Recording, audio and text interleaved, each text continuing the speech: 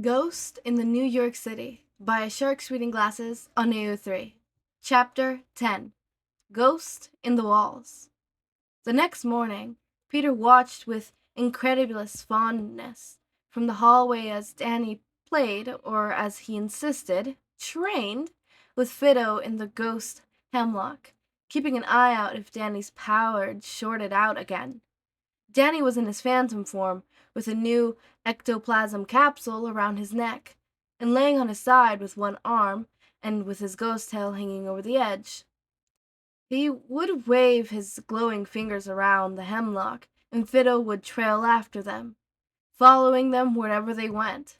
Sometimes Danny would turn his head intangible and lead Fido through the hemlock, and Fido would try to follow it with various amounts of success. Sometimes Danny would form an ecto-shield around his hand, and Fido would try to break it in various ways. Whenever Fido caught Danny's fingers, Danny would snatch up the shade and start petting and cuddling them to his chest, while Fido let out whistles of delight. Peter was starting to wonder if Fido's and Danny's tendencies for physical affection were ghost-related. He remembered Danny saying something about how shades communicated by facing through each other and reading off each other's emotions. But now that Danny was here all the time, Peter was starting to doubt it was just a shade thing. Danny was oddly affectionate for a teen, bumping shoulders and elbows with him or Wade all the time, snuggling with Fido, and never turning down a high five or fist bump. And there were other things, too, that Peter noticed in the days Danny had been cooped up in his apartment since he first gotten here.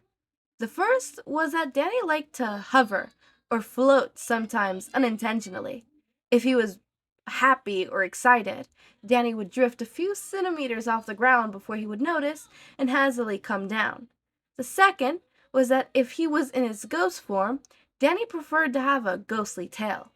He would let his legs form at first, but more often than not they would morph together into a tail. Third was that Danny liked to train with his powers. A lot. This surprised and worried Peter at first, anxious that Danny might use up his ectoplasm sash too quickly. Danny reassured him multiple times that he wasn't even using half as much power as he normally did. Peter concealed, realizing that Danny was probably used to patrolling with his powers for hours at a time back home. He guessed Danny might be getting a little bored in his apartment, and also relieved he could use his powers so freely without having to worry about keeping his identity secret. The fourth thing Peter really should have seen coming, considering what had happened the first and second time he met Danny face to face. Danny had a horrible sense of humor that rivals Wade's, and a mischievous streak a mile wide. Since Wade supported betrayal from the other day, Danny was taking every chance he had at pranking him, whether it be sitting just right so that his eyes glowed with eye shine, popping his head out of the walls, or turning invisible when covered in a bedsheet. Danny took great delight at scaring the absolute crap out of Wade as payback. It was hilarious to watch, especially because Danny made sure he never went too far. He probably should have kept Danny's humor in mind when he mentioned Mr. Stark. "Hey, Peter," Danny called out from the living room 10 minutes after his training with Fido. And Peter paused before walking over to the kitchen's doorway and leaning his head out.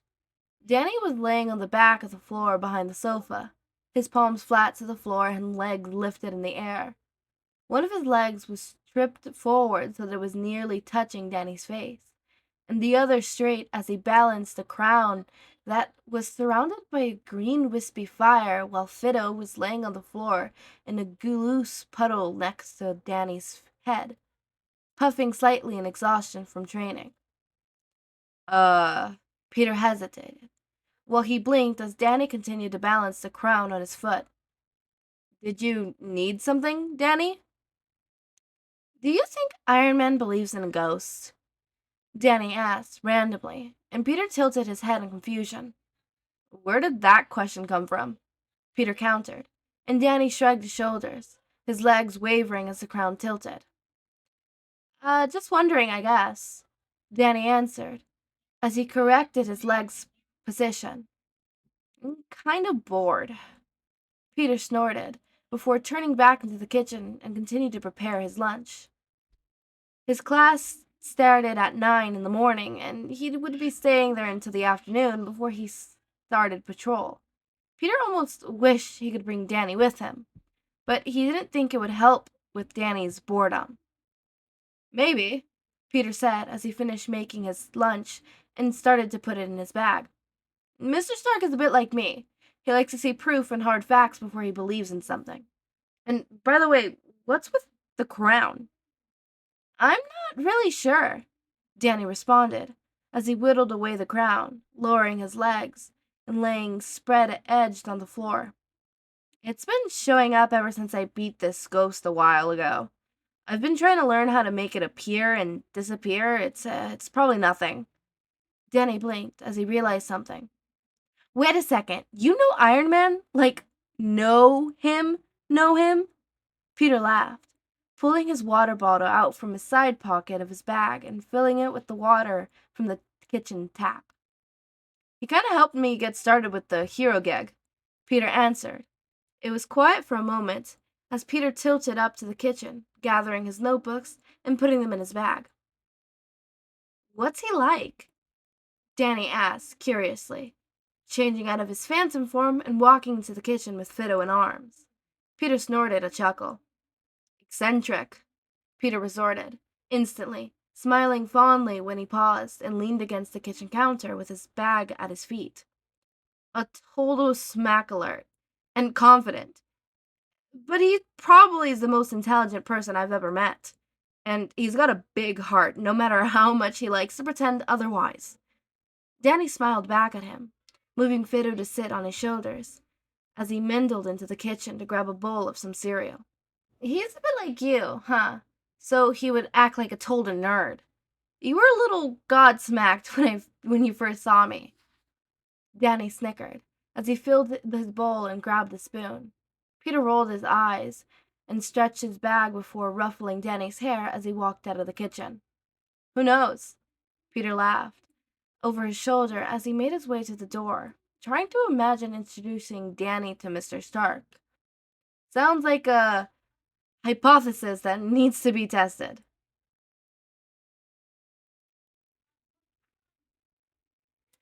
"He's a bit like you, huh? Though he would act like a total nerd. You were a little godsmacked when you first saw me." Danny snickered as he fiddled his bowl and grabbed a spoon. Peter rolled his eyes and snatched his bag before ruffling Danny's hair as he walked out of the kitchen. "Who knows?" Peter laughed over his shoulder as he made his way over to the door, trying to imagine introducing Danny to Mr. Stark. Sounds like a hypothesis that needs testing to me. He closed the door too quickly to see Danny's eyes flash green in the light, or the shy smile that stretched his face. Danny zipped gleefully over New York City towards the Avengers Tower, or he guessed the Stark's Industry Tower now, in Midtown Mayhem, barely feeling the strain of using his powers with the ectoplasm capsule around his neck, or the chill of the autumn weather in his ghost form, feeling like a weight had been lifted off his core. He yelled delightedly as he flew invisible in loops and let himself free fall between skyscrapers before catching himself. Flying hadn't felt this freeing in such a long time. After he gained altitude from his free fall, he tried to fly faster towards the tower. He knew Peter would be gone for the most day. Wade wouldn't be back to the apartment for a couple more hours since he left late last night, and Fido would be too occupied from recharging with his little ectoplasm capsule, and he wouldn't try to follow Danny. That would give him plenty of times to pop in for a hello. That was the one thing from his last trip to New York that Danny was a little disappointed in himself for. He had promised Tucker last time that he would get a picture of the tower, but with everything that happened and his parents subconsciously cutting the trip short, he never managed it. Tucker had understood, but Danny still felt bad about it. Hopefully his plans would make up for it. After all, to do with sneaking in, finding a lab and snapping a few pictures, secretly posing next to some experiments and recording some videos of jump scaring a couple employees. And if one happened to be Mr. Stark, well, that would be his secret. A part of Danny knew he really shouldn't be acting like this was a vacation, but if he had to think on more time with his parents and the fact that they hadn't gotten back to Mr. Murdoch and Mr. Nelson yet, he was going to throw up. He made it to the tower just under 30 minutes, hovering level with the superior floor, about 100 yards away, to snap a quick aerial view before zooming over the very top of the tower, pausing as he floated a few feet above the center of the building. He didn't know which floors the labs would be on, but he figured if he started from the top and worked his way down, he would find them eventually. Danny slipped into the intelligibility and let gravity do his work as he faced feet first through the floor, making sure his invisibility was tucked tightly around him. He carefully went through each floor at a leisure pace, and he kept his eyes on his feet, using his peripheral to deduce if it was a lab or not. Nothing like accidentally phasing through an occupied bathroom to make your keeping your eyes averted. He made it through a quarter of the building before he phased into a brightly lit room with aluminum tiles. He lifted his face as he took a quick scan before he froze and his jaw dropped. Danny was hovering in the middle of the most science-fictional lab he'd ever seen, launching his parents' lab in the basement out of the park and into the deep space. Bits and pieces of unfinished projects were littered over tables that dotted the room. The handheld soldering tools at each station in varying sizes.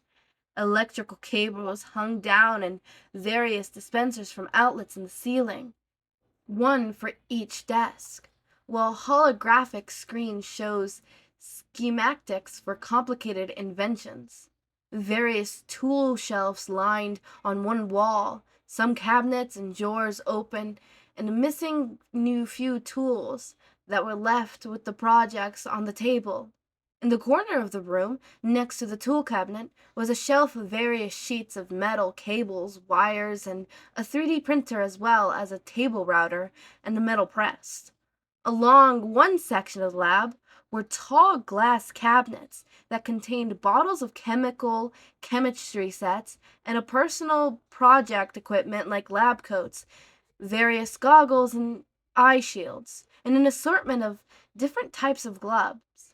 Next to the chemical cabinet was a chemical hood that was reinforced with a snap lock next to the sink and a glass drying rack. The corner of the room was the furthest from the chemical cabinet, was second off in bright yellow-black caution tape, various tubes labeled for chemical waste, and broken glass pins. In the corner closest to the door was an emergency eye wash and body wash station, with a first aid kit, a fire blanket, a fire extinguisher clearly labeled. The last free wall of the room was a giant whiteboard that had magnets, trays of marks, and erasers stuck in the middle. The wall was littered with equations and sketched out designs, some sectioned off in pink with words, "Do not erase." Sort of killer in the middle of the room was raised platform that housed the bottom half of some sort of egg suit, surrounded by glutted wires, computer chips, and the sections of molded plastic. Danny started to float over to it curiously when a voice called out, "Unknown entity detected. You are unauthorized to enter this lab. Please identify yourself." The accident female voice stated, and Danny jolted, startlingly so bad he dropped his intangibility and invisibility. "Holy shit!" Danny yelled as he dashed behind the nearest table, looking wildly for a person to go with the voice. He peered over the table and did another quick scan of the room, but couldn't find anyone. "Hello?" he called out. "Hello," she replied, and Danny flinched again. "You are unauthorized to enter this lab. Please identify yourself." Danny slowly stood up from behind the table, turning in circles as he walked back to the center of the room, looking for cameras in the ceiling, but couldn't find any. Uh, my name is Danny. Danny Phantom, Danny answered. Who are you? There was a pause before she calmly responded. I am Friday, she introduced, and Danny realized her voice was coming from all around the room. He felt a chill start to trickle down his spine. And, Danny stammered, gulping past a knot in his throat. Where are you, Miss Friday? I am everywhere, Friday replied, and the chill in Danny's back turned into a shudder. Holy shit, holy shit! Was the Stark Tower being haunted by a ghost? Why wouldn't his ghost senses go off? The first time it didn't go off was when he was in the ghost zone, or if he was in a ghost's lair. Danny felt his core tremble anxiously as the hairs stood at his ends. Ghost lairs weren't just homes for ghosts. They were extensions of the ghosts themselves. To enter another ghost lair uninvited or without an extended invitation, even by accident, wasn't just rude. It was beyond unthinkable. Even the most peaceful ghosts got testy when their lairs were invaded. It was why most specters who had their lairs anchored in the human world were so violent. They were just protecting themselves. And if Friday based on her lair in one of the most technological advances places on the earth, she had to be like Tectress, a tech-obsessed ghost, and he was in a room surrounded by tech. I have to get out of here, Danny thought wildly. Well, Miss Friday, Danny stuttered, as he shakingly started to hover towards the ceiling. Obviously, I made a huge mistake, and I'm really, really sorry. So, how about I just go on my way and you never see me again? Or you could tell me what you were doing in my lab. A new voice deadpanned, and Danny yelped as he dropped back down, bolting to another table to hide behind. He slowly raised his head above the desk and looked towards the door where Tony Elec Stark was standing in the door frame, one arm raised and encased in an active Iron Man gauntlet. Good morning, Mr. Stark, Friday chirped, and Danny cringed. Morning, Friday, Mr. Stark acknowledged, tilting his wrist down to deactivate the gauntlet receptors while keeping his arms raised and aimed at Danny. Care to tell me how our superpowered guest managed to get into one of my highly secured personal R&D labs? Well, he didn't walk through the door, boss, Friday intoned, and Mr. Stark rolled his eyes.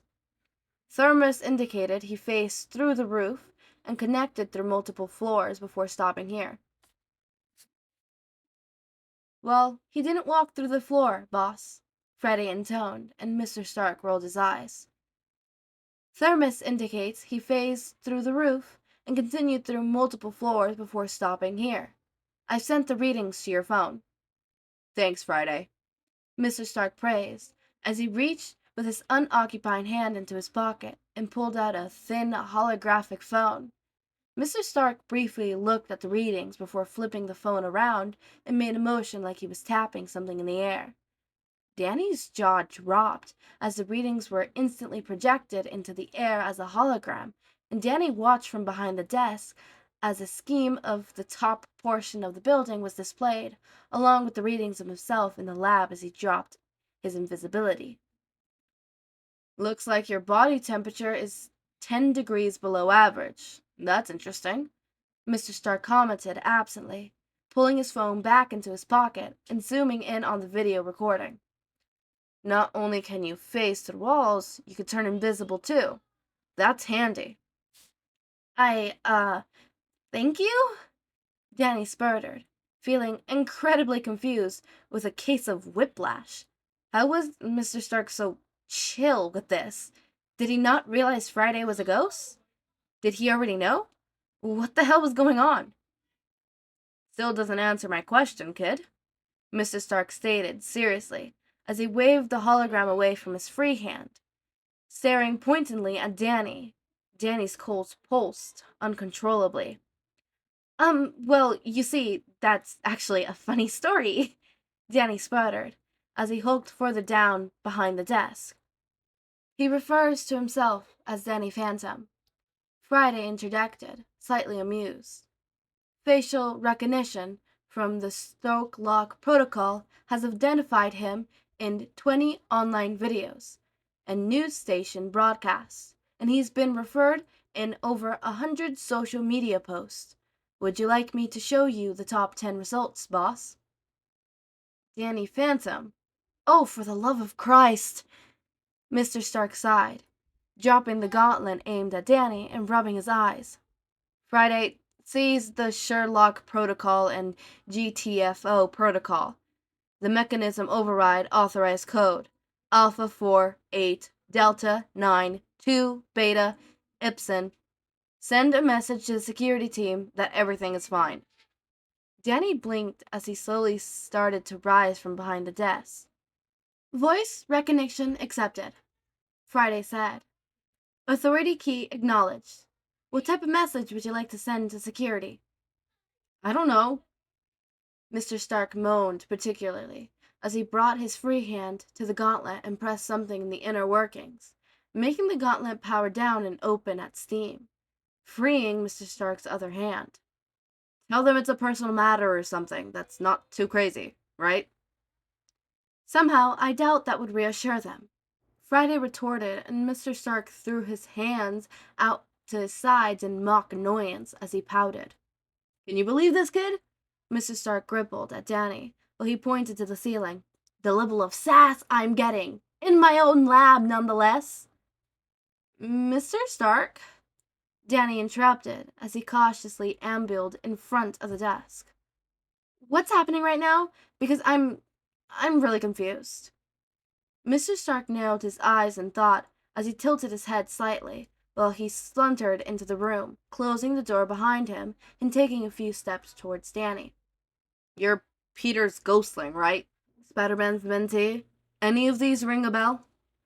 Mr. Stark inquired as he twirled one of his index fingers in circles by his head.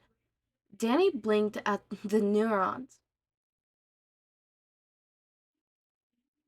Spider-Man's mentee? Any of these ring a few bells? Mr. Stark inquired as he twirled one of his index fingers in circles by his head. Danny blinked as the neurons in his brain refused to fire. Yeah, Danny stated, but Mr. Stark interrupted him with a clap of his hands. Perfect, Mr. Stark interacted, striking to one of the tables opposite of Danny and resting his hip against it, folding his arms across his chest. Then we're all on the same page. Friday, be a dear and call Pete, would you? Danny's core stuttered. Wait, Mr. Stark, Danny started, taking a hasty half-step forward. Sure thing, Friday replied, over Danny. Calling Spiderling. The dial tone echoed loudly in the room, for 2 rings before Peter picked up. Peter began, dubiously. What's up, Mr. Stark? Hey, Pete, Mr. Stark intoned cheerfully. You do know I'm retired, right? Before Peter could answer, Mr. Stark promptly continued. That was a question of theoretical verity. Of course you know I'm retired. Here's the thing, Pete. I was having just the wonderful morning today. Woke up early enough for a workout. I was on time for a brunch date with Pepper. Boss, you stepped through your alarm twice, and I had to remind you of your date with Miss Pops 5 times. Friday reminded Mr. Stark, and Danny heard Peter sniffle a laugh on the other line while he brought his hands up to hide his smile. Details? Mr. Stark said as he made a waving motions with one of his hands. Point is, I'm not expecting anything major to happen today. So can you explain to me why there is an enhanced, ghostly teenager with white hair in my lab? There was a long pause, and Danny's core hummed anxiously as he swallowed. Am I on speaker? Peter asked, his tone even. Yep, Mr. Stoke answered gleefully. Danny? Peter called out desperately. This is a joke, right? You're not actually at Mr. Stark's lab, right? In my defense, Danny replied, as he wrung his hands, his brain bypassing the filter over his mouth. I'm a teenager, and I swear this plan was much better in my head. Oh my God, Peter whispered before he started yelling in disbelief. Oh my God, Danny, what the fuck? What the hell are you doing there? Testing a hypothesis? Danny tried to laugh, but it came out stilled. There was a pause as Peter connected the dots in his head. Danny, I was joking. That was a joke! Peter cried brokenly, and Danny tried to reassure him. I mean, it's only screwing around if you don't keep a recording of your findings. Danny sputtered, hazardedly. And I was planning on recording it, so... Ha! Mr. Stark laughed as he threw his head back while Peter groaned unintelligibly into the phone. He's got you there, Pete. Don't encourage him, Peter yelped before he groaned. This is a disaster. I have a test at the end of class today. I can't skip. Fuck, what am I gonna do? Peter, relax. Mr. Stark consoled smoothly. Go take your tests. I can keep an eye on your kid for you. I need an excuse to stay in the lab today. Anyways, shouldn't be hard to keep a superpowered teenager entertained in one of the most advanced labs in the world. I mean, I managed to do it with you, right? Peter sputtered. Mr. Stark, Peter squawked. You are enjoying this way too much. Absolutely, Mr. Stark chuckled. 110%. Talk to you later, Pete. Friday, end call. The tone clicked as the call disconnected, and Danny grinned hazardedly at him. Mr. Stark pushed himself off the desk and walked towards Danny, holding his hand out. Introductions, Mr. Stark said, and Danny shook his head. Tony Stark, billionaire, former playboy, physiologist, and retired Avenger. Danny Phantom, Danny replied. Small-time hero and ghost hunter. And of course, you've met my wonderful AI, Friday, Mr. Stark continued, quirking his lips in a small grin before letting go of Danny's hand and gesturing towards the ceiling. Hello, Danny, Friday greeted politely. Danny's brain buffered for a moment as everything started to come together. I'm sorry, Danny answered incredulously. You what now? Tony watched as Phantom sat hunched over one of the less cluttered desks with his hand in his head and elbows on the table, the perfect picture of a mortified teenager as the tips of his ears and neck burned green. Phantom let out another groan of embarrassment, and Tony chuckled as he reviewed the readings Friday had collected on their newest guest on one of the hologram computer screens. No, stop, Phantom mumbled into his hands.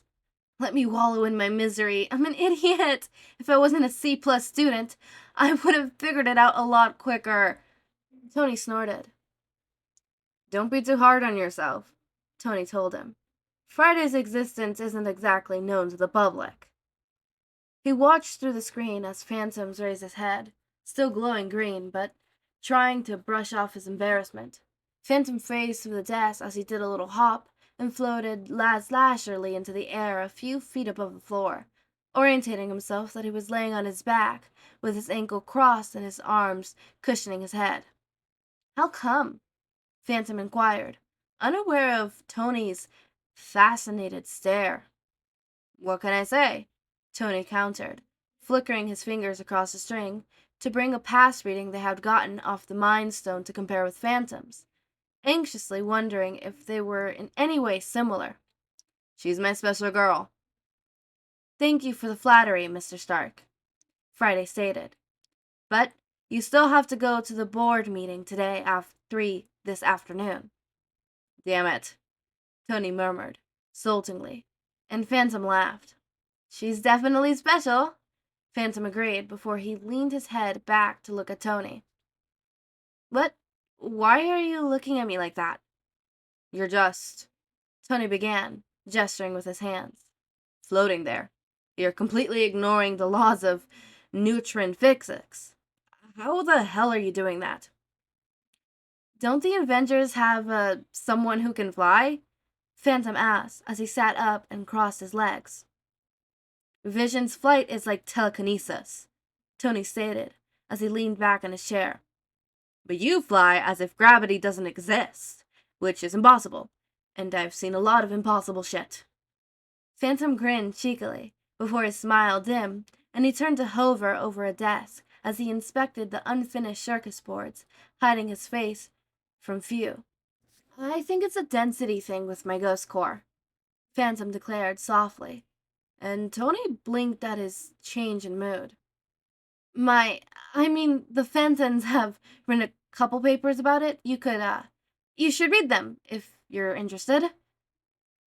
The paranoid part of Tony's brain pinged with the interest over the minor slip. Peter had mentioned a few times that he felt that Phantom was having a hard time, partially with his parents. Tony knew if he really looked into it, he could probably discover Phantom's identity easily. He figured Peter's out just by analyzing YouTube videos, for God's sake, and he could practically see the connections in his head. All he had to do was dig a little deeper. But Peter seemed pretty insistent that it was under control. One thing Tony had realized as he was mentoring Peter was that he was fairly independent, and that it made it extremely hard to give him advice about being a hero. After the whole vulture fiasco, he learned that the best way to mentor Peter was to loosen the restraints a little and be casual about it. If Peter ended up asking for help, that was when Tony gave his undivided attention. So if Peter was insisting that he had it under control, then Tony would just have to let his curiosity remain unstated. But that didn't mean he didn't study Phantom's powers. Bring the papers up for me, Fry, Tony requested, pushing his rolling chair to the other computer and clearing the screen while Phantom fluttered between desks, looking over the unfinished projects. Friday brought up a few titles to screen, and he selected the first one that caught his eye: The Effects of Temperature and Energy on Density of Ectoplasm. Tony had looked briefly into ectoplasm when the first paper about proper sissies came to light. He had hoped he could develop it as an alternative, environmentally green energy source. Ultimately, he decided the compound was too unstable and too much of a health hazard to try and use in a populated area like New York City. So, he had put most of his time and effort into advancing the arc reactor. Tony quickly read through the first paper, focusing more on the instructions and conclusions before skimming over the materials and methods. As he began the second paper, he noted the Phantoms had very limited variables of their experiments, mostly focusing on electronic input and temperature differences. It would be interesting to see how Phantom's energy would read in indexural scans, as well as in Feared scan, maybe even get an X-ray or two, and compare them with readings with Wanda's and Vision's powers. Maybe he could... Hey, Phantom, Tony called out, rolling the chair back to the original desk. Mind if I test your powers a little bit? Phantom was instantly on guard, sipping over to place himself behind a new leg brace Tony was attempting to make as he turned intangible, his eyes luminantly ominous. What kind of tests? Phantom questioned, suspiciously with his arms at ready, and Tony put his hands up in surrender. Jeez, Pete, Tony thought. Thanks for letting me know your kid is as paranoid as I am. Just some interfered and galactor readings, Tony reassured, calmly, and an X-ray if you're feeling up to it. All you have to do is float there and look pretty. Maybe go invisible once or twice? Friday will take care of the rest. No invasive or pointy objects required, I promise. Phantom's eyes slowly started to return to normal as he returned to being tangible. I don't know about the X-ray, but everything else seems fine, Phantom concealed as he returned to a more relaxed posture. Tony lowered his own hands and returned to the computer, pulling up command screens and bringing the sensors to the lab online. You heard the kid, Friday, Tony said as he punched in the last key. Scan away. interfering fragrance and gyroscanners, Friday confirmed, and Phantom flinched slightly before he started to float around. Phantom curled in on himself, and Tony observed his legs morphing together into a wisp as he hovered over the leg brace. For a moment, Tony thought Phantom would reach out and touch them, but a bit of protective relented when he saw Phantom had turned his arms close to his chest and seemed content to hover and observe them. "What are these for?" Phantom asked curiously. "They look like part of an exosuit." Tony wheeled himself over to the platform and leaned back in the chair. "They're robotic leg braces," Tony explained, his tone strained as he crossed his arms over his chest. "They're designed to help patients with partial paralyzation walk again. I'm reworking the design for a friend." Phantom glanced over in surprise before he went back to examining the brace. "What are the electrodes for?" Phantom questioned, and Tony was grateful for his tactfulness. "They're supposed to stimulate the leg muscles to prevent any atrophies while they're worn," Tony clarified. "Unfortunately, I'm having trouble generating the correct electronical signals that would stimulate walking." It was probably the most frustrating part of the project. Dr. Cho could only help so much when she had her own projects to run, and there was just something about human anatomy that just didn't click for him. Phantom hummed in acknowledgement as he leaned over the computer to show a brace scan him. "Have you ever thought of using ectoplasm?" Phantom countered, and Tony blinked. Why would he consider using ectoplasm? Phantom must have caught that look because he touched down to the ground, his legs reforming under him, and started gesturing with his hands. "Low-level ambient ectoplasm is really good for picking up and detective nerve signals. It's the basic for ghost information. I can show you the article, I mean, if you don't mind." Tony wheeled his chair out of the way of the computer first and gestured at it with his hands. Phantom scuffled over curiously and opened an internet browser, typing in the research bar and scrolling down before finding the right journal article. He stepped away from the computer to allow Tony access to the screen so he could read the article, "Intrinsic Properties of Ectoplasm and the Foundations of Ectoentities," another paper written by the Fenton. As Tony began reading over the article, Phantom went back to hovering in the air on his back. Only this time, he seemed more interested in Friday than his unfinished products, littering the workshop. He started asking her questions, and some were not necessarily wrong, but worded oddly in the context for an AI. "Miss Friday, how old are you? Do you like working for Mr. Stark? Do you have siblings? What are they like?" At some point, Tony stopped reading the research paper and watched Phantom converse with Friday, trying to anticipate how her coding would answer, or even if it could. Eventually, Phantom saw his bemused look and turned his attention back to Tony. "What?" Phantom questioned, as he sat up. "I just never seen anyone so interested in her, and any of my AIs before," Tony remarked. Most of the people who knew of his AI, like the ex-Avengers, treated them like tools. Even Pepper, Bruce, and Rhodey, who treated both Friday and Jarvis with much more respect, didn't see them the same way Tony did. To Tony, his AIs, his suits, even the disaster twin Dumpy and Ooh were like his children. They were like his babies, something he created out of love with the purpose of helping in mind. The only person who had ever come close was Peter, who told him multiple times, even to this day, how much he adored Karen. But even Peter never showed this much genuine interest in the AI itself. She's really human," Phantom stated, and Tony smiled to himself. "Yeah," Tony affirmed, moving his attention back to the screen to pick up where he left off. "She really is." There was a brief silence as before Phantom spoke again. "Mr. Stark?" Phantom piped up. "Do you think AI can turn into ghosts?" Tony blinked in surprise as he leaned in his chair and thought about the question seriously, trying to interpret his newfound knowledge of ecto-entities into his answer. Don't think so, Tony replied, and Fanta turned to him in shock.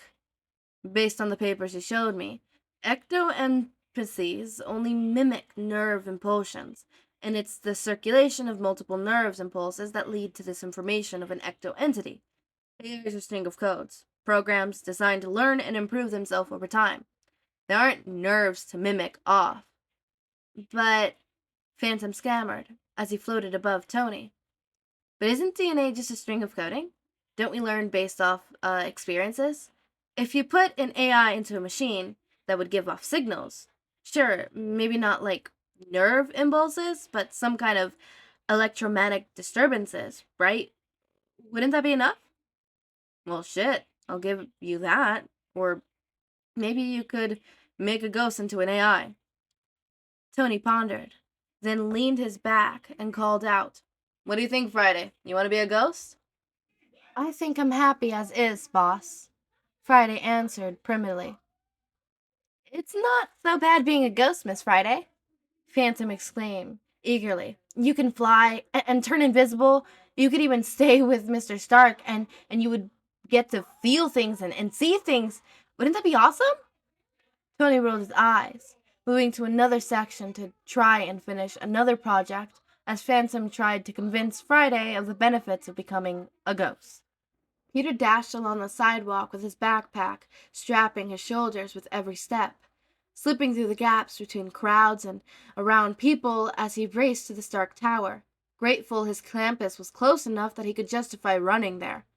He had considered donning his suit and using his webs to get there quicker, but he didn't want the attention it would bring if Spider-Man was seen visiting the old hero. As Peter kept a steady pace towards the building, a small part of him started to get a little frustrated. Why the hell did Danny think a stunt like this was okay? A bigger part of him, though, a much bigger part of him, was an anxious wreck. Why hadn't Danny just told him he was planning on going out? Did Danny not trust him or wait enough? Or was it his parents? What if the reason the Phantoms hadn't gotten back to Matt and Foggy yet was because they were planning on tracking Danny down? Did Danny mention if his parents had built something like that the last time he was there? What if Danny's excursion across New York had attracted their attention? What if they were planning an ambush to take Danny by surprise? What if they caught him and tried to deactivate Danny's powers? Holy shit! Was this what it was like for Aunt May when she first found out about his alter ego? This sucked. Peter realized most of the anxiety forming in his head were a little irrational, but it didn't stop the gut-wrenching fear at the thought of Danny slipping through his fingers. By the time Peter was a block away from the tower, he felt like he was one step away from a nervous breakdown. He hoped to God that Tony had talked to his secretary or security or someone so he could get past the lobby. Otherwise, he was crawling up the side of the building. Attention be damned. Peter bust through the doors of the Stark Tower, drawing a bit of attention from some of the people miling in the lobby as he bolted to the working welcome desk. The secretary, who Peter recognized from his days as an intern, smiled up at him patiently as he nearly slammed into the table. "Hello, Peter," she greeted. "What can I do for you today?" "Hi." Peter racked his brain, trying to remember her name. Maggie. That was it. "Maggie, I have a meeting with Mr. Stark." For a second, he thought she would frown and say there wasn't anything scheduled, but she just smiled and slid a guest pass across the desk. "Mr. Stark's been expecting you, Peter," Maddie assured him. "He's on the 53rd floor, in R&D Workshop 3. "Thanks," Peter acknowledged as he grabbed the badge and clipped it on as he headed towards security. They gave Peter a brief pat-down, obviously expecting him as well as they waved him through easily. He rushed to the elevators and pressed the buttons, extremely as he waited. When the elevator door opened, a small crowd of people spilled out, and he slipped past the last of them with a quiet, "Excuse me," before he jammed the button to the 53rd floor. Once the elevators reached the right floor, he nearly piled the door open and walked briskly to another security checkpoint so they could scan him into the labs. As soon as he was through, he ran towards the end of the hall, sliding to a stop in front of the correct door and slipping inside the lab. Danny was hovering over one of the project stations as Mr. Stark scratched additional designs on the SteamIC with a hologram computer. It would totally work, Danny argued, fiercely, gesturing wildly with his hands. Okay. Say it does work, and I'm not saying it would, Mr. Stark disputed, raising his hands and pointing at the skyless at Danny. How am I supposed to keep this stuff cool? The papers you showed me recommended this stuff stay 65 degrees Fahrenheit in order to be stable. So not only do I have to integrate filtering system and a cooling system, but I would also have to create a refillable failsafe that prevents the whole thing from going boom. Sounds like a whole lot of effort for not a lot of payoff. Danny paused before leaning back in the air. Sounds to me like you can't do it, Danny commented, smugly, and Mr. Stark froze before he turned to him sharply. Excuse me? Mr. Stark replied, sharply. What did you just say? I said, it sounds to me like you just can't do it, Danny repeated. Doesn't it sound like he can't do it, Friday? He does seem to be making quite a lot of excuses, Friday echoed, and Mr. Stark threw his hands up in the air indignantly. You, Mr. Stark grunted. You're trying to manipulate me, you sneaky little shit. I would never, Danny mocked. The anxiety Peter had been feeling for most of the day started to melt away as he saw how lively and energetic Danny was being with Mr. Stark. Unfortunately, that made room for the anger to bubble forth. Danny Phantom! Peter hardered as he stomped across the room. Danny jolted as hard as he fell towards the floor, and Mr. Stark slammed his knees against the desk. Do you have any idea how much trouble you're in? Danny hunched his shoulders and looked properly chaste as he scuffed one of his shoes on the floor. Before either of them could say a word, Peter continued. You're grounded, Peter stated, and Danny looked at him in astonishment. Danny tried to partake, but Peter wasn't having it. No, I don't know how I'm gonna do it, but you're grounded, Peter persisted, and Danny nodded grumly. Peter sighed and gestured towards the door. We'll talk about this later. Can you please wait in the hall for a second while I talk to Mr. Stark? Danny nodded again before he turned to Mr. Stark. Thank you for the cool afternoon, I guess, Danny said while they shook hands. It was cool meeting you, Ghostling, Mr. Stark returned. Maybe next time don't get caught sneaking into my lab, yeah? Danny grinned, weakly, as he walked backwards to the door with his hands crossed behind his head. If you don't want me in your lab, Danny sassed, you gotta keep me out. Then he deliberately faced through the walls into the hallway. Peter sighed, rubbing his fingers to his temple while Mr. Stark huffled a small laugh and leaned against the desk. You found a good one, kid, Mrs. Stark commented. Don't be too hard on him, okay? Stop, Peter demanded. Just don't, okay? Not when you don't know the whole story. Mr. Stark frowned at him before crossing his arms. Look, Pete, you're way too old for me to tell you how to do things. So, can I give you a piece of advice instead? Mrs. Stark requested. All right, Peter sighed, quietly. The whole tough love thing, Pete, Mr. Stark remarked, is absolute shit. One of my biggest regrets using that tactic on you. And it's one that I'm still sorry for. The reason it was such a shitty thing to do was because I wasn't honest with you. If I'd been upfront from the start, a lot of the shit with the tombs wouldn't have happened. So just talk to him, okay? Peter took a deep breath and held it in before he let it out slowly. I know, Peter resolved. Thanks for keeping an eye on him. Tony sighed quietly as Peter exited the workshop. Sitting back in his wheelie chair and cleaning up the newest scannerams on his computer, he hoped everything worked itself out for Peter's sake. He seemed really attached to the kid. Boss, Faraday inquired, would you like to see the results on the fractured ingenia sands? Tony blinked before he did a quick save on the schemes and cleared the computer screen. He had forgotten about that.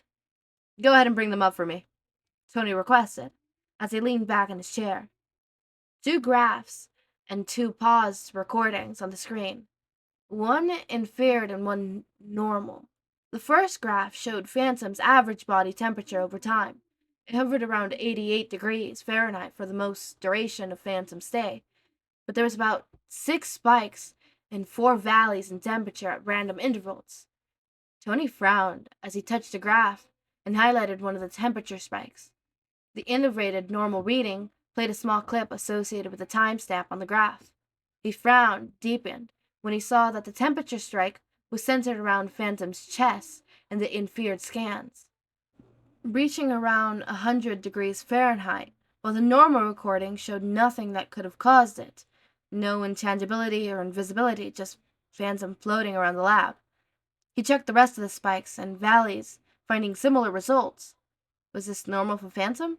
It didn't seem like it was causing him discomfort. He went to the other graph next. This one showed Phantom's geo readings over time. Tony's jaw dropped as he stood up from his chair. What the hell? He whispered. For the majority of the time, the geo readings were average, coming in around 0.3 millispheres, normal background radiation. But around the times that Phantom's temperature deviated, it jumped to 16 millispheres, which was the dose of a CT heart scan. The burst lasted less than 5 seconds. Nothing dangerous, but the fact that they were coming from the kid. Friday, run another geoscan for any residue radiation in the room, Tony requested. Scan indicated, Friday stated, and briefly paused. No residue radiation detected. Nothing? Tony echoed, as he sat back down. How the hell is that possible? Friday, get a copy of all the Fenton's research on ectoplasm and put it in a new research folder, along with Phantom's readings. What would you like the folder to be called, boss? Friday asked. Call it Mystery from the Other Side, Tony said. Danny followed Peter out of the Stark Tower, silently, shivering in the fall chill now that he was in his normal form. Peter shrugged off his backpack and dug out a navy blue sweater, pushing it into Danny's arms. You can wear this, Peter told him, and Danny pulled the sweater over his head, letting the oversized sleeves fall over the edges of his fingers to keep them warm. Peter tossed his bag over his shoulder, putting Danny underneath his arm to keep him warm. They walked wordlessly away from Stark Tower, and at first Danny thought they were heading to the subway, but Peter walked past the entrance and guided him to a small cafe a couple blocks away instead. Once they were inside, Peter nudged him over to an empty booth, and Danny sat down and rested his head on his arms, dejectedly, while Peter stood in line to order food. 10 minutes later, Peter returned with a tray of food, 2 bowls of what smelled like clam chowder, 2 cans of soda, 4 thick slices of fresh bread, 2 apples, and 2 flaky glazed pastries. Danny blinked at the amount as Peter dived up the food. Go ahead, Peter gestured at the meal. We can talk while we eat. Okay. Danny nodded as he reached for a slice of bread and dipped it in the soup, moaning and tapping his fingers lightly at how good it tasted. Peter grinned at him before he dipped his spoon into his own bowl and swallowed a healthy mouthful. They ate quietly for a bit, both of them halfway done with their soup before Peter spoke. Danny, Peter began, taking a swig of his soda. Can you let me explain why I was mad at you? Danny nodded, hesitantly, shielding his remaining slice of bread and dropping it in his bowl. Peter took a breath. First of all, I'm sorry I yelled at you. I shouldn't have done that. It was uncalled for. Second, I'm not mad that you went out of the apartment. I'm actually glad you feel comfortable enough to do so. I'm mad that you didn't tell me or Wade where you were going. Danny stared at him in surprise. So, if I told you I was going to go prank Mr. Stark, you would have just... Danny made a shooting motions with his hand. Let me do it? Peter shrugged, a little self-conscious. Probably, Peter returned, taking a bite out of his apple. You have a good grasp on people's limits, but we're getting off topic. Danny, when I got that call from Mr. Stark, I felt like I was gonna have a heart attack. I kept getting these paranoid thoughts that your parents would snatch you up or something. The thought that you might have been taken or hurt and I couldn't even know or have any idea where you were scared me. Danny's face fell, and he hunched over the table, ripping apart the paper napkin, guiltily. I didn't mean to scare you, Danny told him, nervously taking a sip of his own soda. I'm not used to letting other people know where I'm at all the time. As long as I went to school and came back home before curfew, my parents didn't really care where I was or who I was with. The most of the time I was hanging out or patrolling with my friends, so I never needed to let them know where I was. Even the last time I was here, I didn't have to give them too many details. As long as I checked in with them throughout the day, they were fine with whatever I was doing. Again, I don't mind that you get out of the apartment, Peter reassured him before taking another sip of his drink. Just let me know when you're going out and how long you think you'll be. Wade and I will do it too, okay? We'll let each other know where we are. Does that sound fair? Danny nodded a little hazily. Yeah, Danny echoed, fiddling with his spoon before taking a small bite. Thanks for not blowing up on me. Don't thank me yet, Peter murmured, taking another bite of his apple. You're still grounded. Danny grinned sheepishly. I'll clean the apartment. Danny tried to bargain, and Peter chuckled. Are you saying my apartment is dirty? Nice try, Peter retelled, and ate some more soup. Correct me if I'm wrong, but part of me thinks you acted out because you were trying to distract yourself from your parents. Danny's grin fell off his face, and he started pushing around the soup. They still haven't gotten back to Mr. Murdoch or Mr. Nelson yet, Danny exclaimed, solemnly. And if I have to keep thinking about it, I'm going to be sick. Peter nodded. Yeah, I'll bet, he stated, tapping his chin in thought. What if you started going on patrol with me? Danny's jaw dropped. That doesn't sound like a punishment, Danny observed, and Peter smirked. It is when you have to keep the use of your powers to a minimum for at least 3 days, Peter specified, and held out a hand when Danny started to protest. You can still train with Fido in the morning for an hour, or whenever Wade and I are in the apartment, but no more pranks, otherwise Wade's gonna come out of the home with a crucifix and incense. Danny slapped a hand to his mouth to stop his laughter, before he went back to finishing his soup. You're really gonna let me patrol with you? Danny asked after a few moments. Peter shrugged. I think you're going a bit stir-crazy cooped up at home, my apartment, Peter proclaimed, using his bread slice to soak up the last morsels of his soup before plopping it into his mouth. You mentioned you used your powers a lot back in Amity? How long were you usually patrolling for, anyways? Usually right after school into curfew, sometimes longer if there was a ghost attack on my school, Danny replied, honestly, and blinked in surprise, when Danny's jaw dropped in shock. That's like what, 6 hours a day? Peter tried to clarify, and Danny did some quick math and shook his head. No, around 8, Danny corrected, staring at his apple. I get out of school at 2 and curfew's at 10. 8? Or more? Danny, that's 40 hours a week, Peter exclaimed, pushing the rest of his food aside. That's like having a full-time job. It wasn't like that all the time. Danny tried to comfort him. If things were slow, my friends would help me train for a couple hours before we would call it quits. That didn't seem to reassure Peter as much as Danny hoped it would. And you used to do this every day without eating regularly? Peter asked, nervously. Ambient ectoplasm? Danny reminded, and Peter was quiet as he thought. These ghosts you fight, Peter stated after a moment. Are they like platypus? Danny snorted and laughed and sipped more soda. No way. Most of them are just hard to catch, Danny declared, taking a bite out of his pastry. Only a few of them really cause trouble, but they're easy to beat when you know their obsession. Platypus is the exception, but he's not even the most powerful ghost I've faced. This one time, and Danny started telling Peter about some of the more exciting stories of saving his town. As Peter listened to the incredibly morbid and worrisome descriptions of some things Danny got into, a trickle of boredom traveled down his spine. Platypus had concerned Peter rather easily and managed to do some serious damage to Wade the last time he was here, and Danny had just won by the skin of his teeth. But he wasn't even the most powerful ghost Danny had faced.